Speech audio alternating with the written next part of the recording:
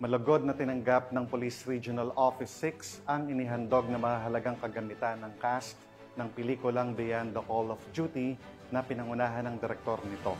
Alamin ang iba pang detalye mula kay Patrolwoman Justin May Halores. Bilang pagpapakita ng suporta sa Philippine National Police, naghandog ng mahahalagang kagamitan sa Police Regional Office 6 ang cast ng pelikulang Beyond the Call of Duty na pinangunahan ng direktor na si Jose Olinares nito lamang 11 ng Agosto taong kasalukuyan.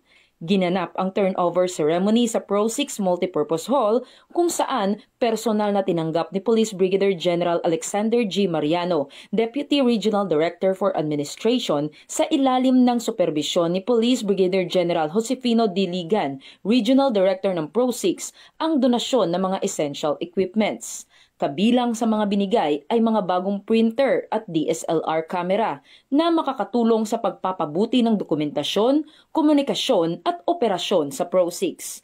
Ipinahayag ni Direktor Olinares na ang kanilang simpleng donasyon ay taos-pusong paraan upang makatulong sa mga pulis na mas magampanan ang kanilang tungkulin at maitala ang mahahalagang sandali ng kanilang serbisyo. Lubos namang pinasalamatan ng pamunuan ng Pro-6 ang suportang ito na malaking ambag sa kanilang layuning maglingkod sa publiko.